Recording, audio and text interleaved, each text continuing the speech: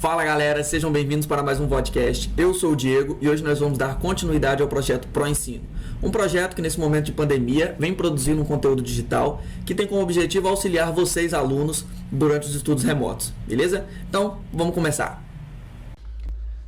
O nosso tema de hoje são os incisivos permanentes e as principais diferenças entre eles. Bom, os incisivos são dentes fundamentais porque, além de estarem relacionados diretamente com a estética, possuem funções como cortar os alimentos e também na fonação. Então nós vamos iniciar falando dos incisivos superiores permanentes. Em uma vista vestibular, a primeira coisa que podemos comentar é em relação à forma da coroa. Apesar de ambas serem trapezoidais, as distâncias mesiodistais e cérvico-incisais nos centrais são mais equivalentes, o que torna a coroa do central mais volumosa. Diferente do incisivo lateral, onde a distância cérvico-incisal é consideravelmente maior que a mesiodistal e deixa esse dente com um aspecto mais alongado. Seguindo ainda em uma vista frontal, podemos notar diferenças nas margens dos elementos. No incisivo central superior, as bordas mesiais e distais são quase do mesmo tamanho, sendo as distais ligeiramente menores, fazendo com que a borda incisal seja ligeiramente inclinada para o lado distal.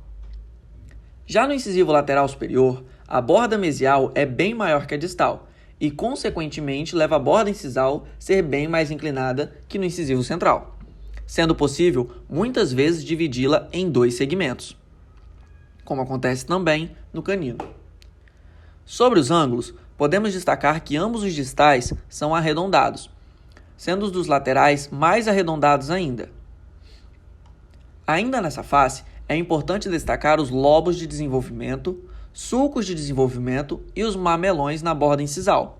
Estruturas essas que não são tão marcadas nos incisivos laterais.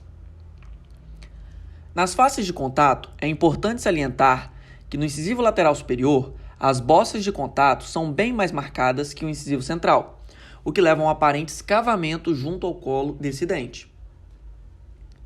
Passando agora para a face lingual, podemos destacar em linhas gerais que as estruturas dos incisivos laterais superiores são bem mais marcadas e de fácil visualização que nos centrais, como por exemplo o cíngulo, a fossa lingual, que é rasa e ampla no central e estreita e profunda no lateral, e as cristas marginais, que também são mais marcadas no lateral.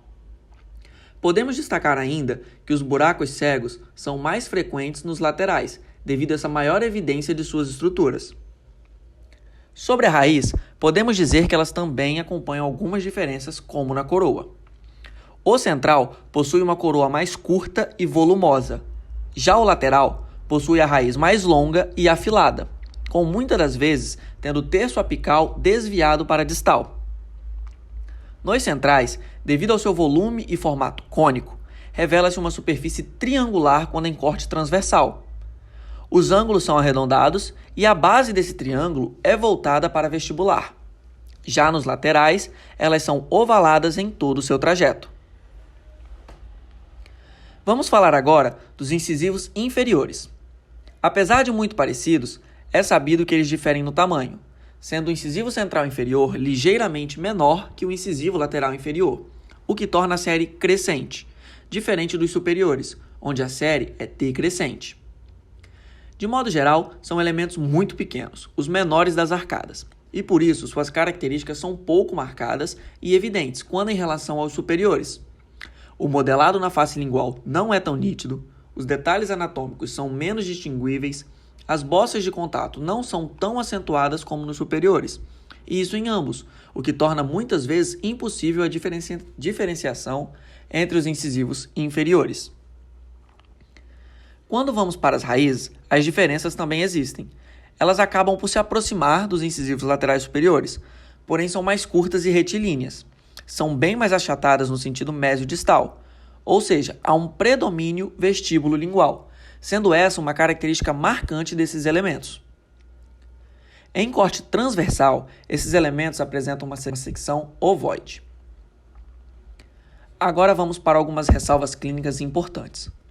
Depois dos terceiros molares, os incisivos laterais superiores são os dentes mais acometidos por anomalias de forma, sendo muitas vezes acometido por uma condição chamada de dente conoide. Nesses casos, todas ou grande parte das características desse dente não estão presentes, o que torna ainda mais importante o conhecimento de tais, para que possamos restaurá-las. Além disso, ainda no incisivo lateral superior, é importante ter em mente sobre o desvio apical da raiz. Nesse caso clínico, por exemplo, houve trepanação da raiz devido à não observância de um dado anatômico importante. E nesse caso, a endodontia não é o desejado. Aqui na imagem 3, podemos ver o trajeto correto do canal desse elemento. Além dessas ressalvas, é importante lembrar que a posição radicular desses elementos possui algumas outras importâncias, como a influência na disseminação de infecções e até fraturas em procedimentos cirúrgicos. Por isso e outros que é tão importante conhecer a anatomia de cada elemento. Então é isso, pessoal. Eu espero que tenham gostado. Qualquer dúvida, vocês podem entrar em contato comigo pelas redes sociais ou pelo correio eletrônico. Um grande abraço e até o próximo vídeo.